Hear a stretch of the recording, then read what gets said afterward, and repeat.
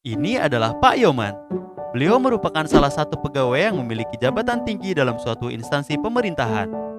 Meskipun memiliki jabatan yang tinggi, Pak Yoman tidak pernah menyalahgunakan jabatannya tersebut untuk kepentingan pribadinya. Mengapa demikian? Hal itu dikarenakan beliau diawasi oleh Permenkumham Nomor 38 Tahun 2015 tentang pedoman penanganan benturan kepentingan di lingkungan perusahaannya.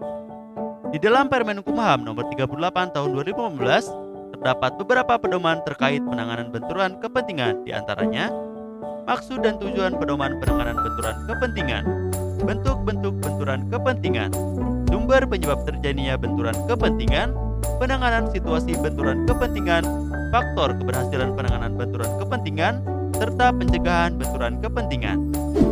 Apa sih fungsi dari Permenkumham itu? Sebagai pedoman bagi pegawai Kemenkumham dalam mengenal, mencegah, dan mengatasi situasi benturan kepentingan di lingkungan Kemenkumham. Mencegah terjadinya pengabaian terhadap pelayanan publik oleh pegawai atau pejabat Kemenkumham. Mencegah tumbuhnya kerugian negara sebagai akibat dari perbuatan KKN. Menciptakan pemerintahan yang bersih dan berwibawa. Bentuk-bentuk benturan kepentingan: menerima gratifikasi atau pemberian atau penerimaan hadiah atas suatu keputusan ataupun jabatannya. Menggunakan barang milik negara dan atau jabatannya untuk kepentingan pribadi atau golongan. Memberikan akses khusus kepada pihak tertentu tanpa mengikuti prosedur yang seharusnya. Pemberian izin dan atau persetujuan dari pegawai yang diskriminatif. Situasi yang menyebabkan seseorang menerima gratifikasi. Situasi yang menyebabkan penggunaan aset instansi untuk kepentingan pribadi. Situasi di mana pegawai memberikan akses khusus kepada pihak tertentu, misalnya dalam perekrutan pegawai tanpa mengikuti prosedur seharusnya. Serta situasi di mana terdapat hubungan kekeluargaan antar pejabat atau pegawai dengan pihak lainnya yang memiliki kepentingan dengan jabatan di Kemenkumham. Lalu, apa saja sumber penyebab dari benturan kepentingan itu? Perangkapan jabatan, sehingga tidak dapat menjalankan jabatannya secara profesional, independen, dan akuntabel.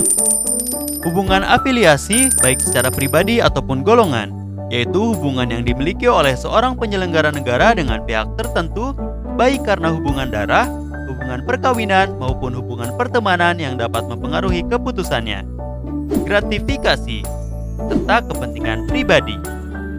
Penanganan situasi benturan kepentingan. Pejabat atau pegawai yang berpotensi atau telah berada pada situasi benturan kepentingan dilarang untuk meneruskan kegiatan tugas dan tanggung jawab yang terkait dengan situasi benturan kepentingan tersebut. Pejabat atau pegawai yang berpotensi atau telah berada pada situasi benturan kepentingan wajib membuat surat pernyataan potensi benturan kepentingan terhadap kondisi tersebut kepada atasan langsung. Lalu, faktor apa saja sih yang menjadi pendukung keberhasilan penanganan benturan kepentingan? Komitmen dan keteladanan pemimpin, partisipasi dan keterlibatan pegawai, perhatian khusus atas hal tertentu, serta pemantauan dan evaluasi. Lantas, langkah seperti apa yang bisa mencegah benturan kepentingan? Dilarang melakukan transaksi dan atau menggunakan aset instansi untuk kepentingan pribadi, keluarga, atau golongan.